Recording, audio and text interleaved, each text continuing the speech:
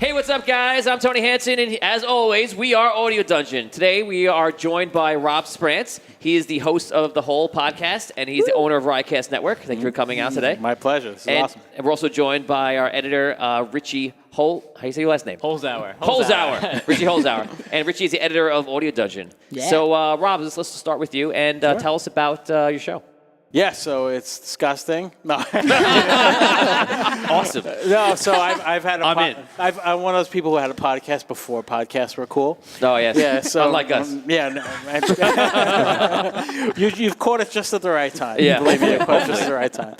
Yeah, but we have a comedy show called The Hole, and Tony, you've been on as a dungeon master a couple of times. I literally had so much fun with you guys. Yeah. Yeah, and that's what opened the door for me to come here and see how much better you're doing than I am. Just in a matter of not even releasing an episode yet. So yeah. So you're actually located in an amazing spot above the Comedy Cellar. Yes. And yeah, it's phenomenal. you get a lot of great guests. What's your favorite guests you've had on? My favorite guest of all, I don't know if you know the movie Midnight Express from back in the day. Yeah. So Billy Hayes, the guy who was actually in a Turkish prison, was on my show, and we did 2.5 hour interview, which felt like 5 minutes.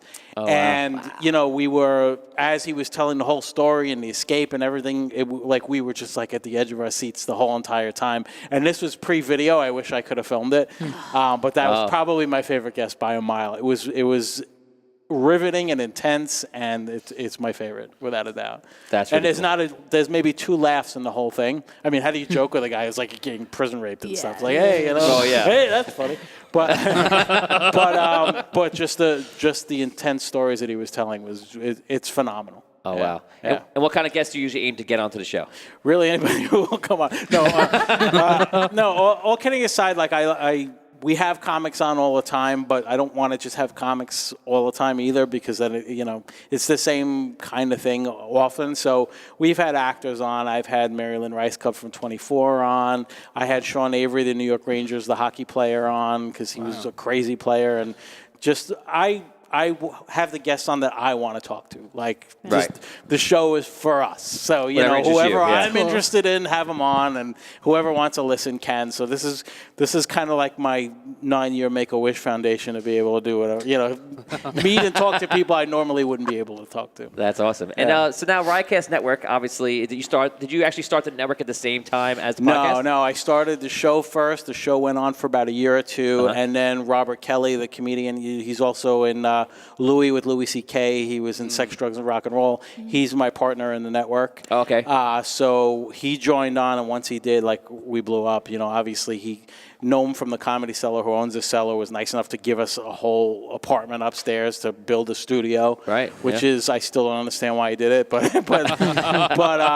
it's been great. I've been able to work. Jim Norton's on our network, and like I mentioned, Bobby Kelly, Rich Voss, and Bonnie McFarlane, and we have all different types of shows, and being at the cellar is part of the allure, Right. It's part of what makes it so much fun to do. And I'm going to keep doing it until they drag me out kicking and screaming, because I just feel like somebody's going to tap me on the shoulder and sooner or later go, "You're not supposed to be back here," and just throw me out, So I'm going to just keep doing it. You've been up here this whole time making shows? Exactly. It's like, what do you do? I go to sleep in the bathroom, so I can't get back in. I thought I heard something in the attic upstairs. Yeah. That's great, though. And also, one of my best friend and Damien's best friend, also Richie Castellano. That's how we actually absolutely, we met. yeah. And he's on your show a couple of times, and he has his own show, Band Geek.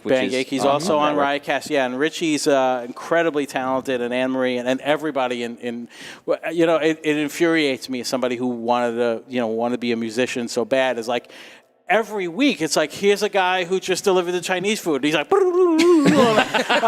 did everybody? What's in the water in Staten Island? And everybody is so talented. I don't understand.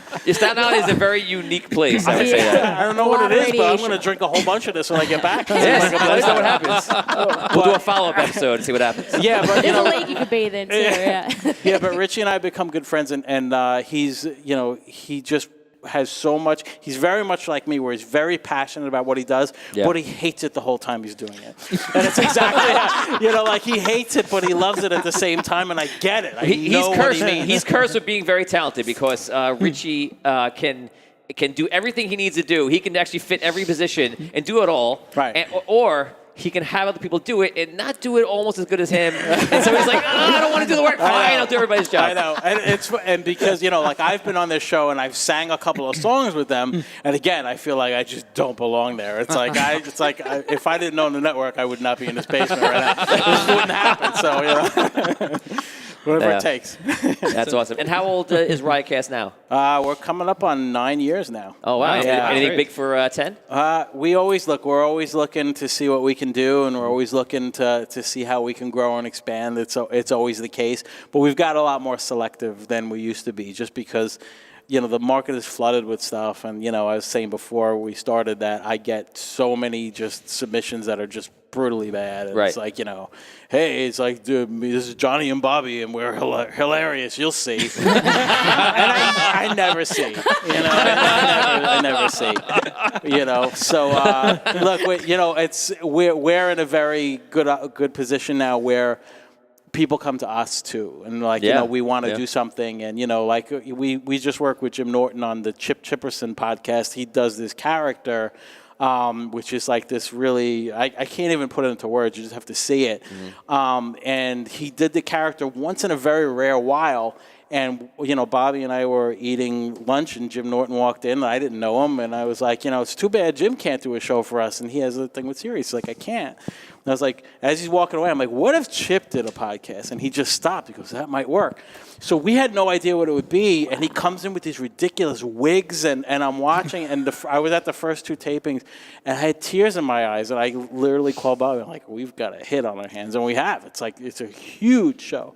Wow. It's fantastic. So we're very lucky, and it's not luck because we've worked to this point. Yeah, and, Bobby's done a tremendous job building us up too, but we're lucky in the fact that we let people do whatever they want to do. Right. So a lot of people want to come and be part of our network because once you're started, right, we don't bother you. You do whatever you want. I don't care.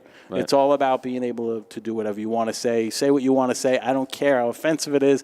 I don't care who gets upset. But that's just what we're about. So. Yeah. And like you said before, like the most important thing about doing the podcast and doing shows is that you're literally just having fun. If you're having fun, after that, don't worry. Absolutely. Some of my best shows, they were a success before I cared who watched it or who didn't, because I was like, wow, I just interviewed Sean Avery from the Rangers, and that was awesome. I used to cheer for him at the Garden, and he's sitting across from me. It's very cool. That's awesome. Yeah. Okay, and just to wrap it up, where can people find the network, and what's the easiest way? Sure, you can go to riotcast.com. That's where all our shows are, and we're, of course, on iTunes /Riotcast. YouTube, we're pretty much everywhere, but if you go to riotcast.com, that's your portal to everything, pretty much. Awesome. So thanks for coming on today. We're actually going to be playing a lot of different games today. My pleasure. So I'm excited to see if you hold your own. Yeah. But, I'll do my best. I haven't played since I was like 9, and the 2 times I played with you, I was dressed as a woman, so we'll see how it goes. You did good. You were the high point of the entire group, because you were constantly, people would be joking around, and then you'd be like, okay, no, let's get back to this, and you keep everybody on the road. He's totally lying. I was a mess, but thank you.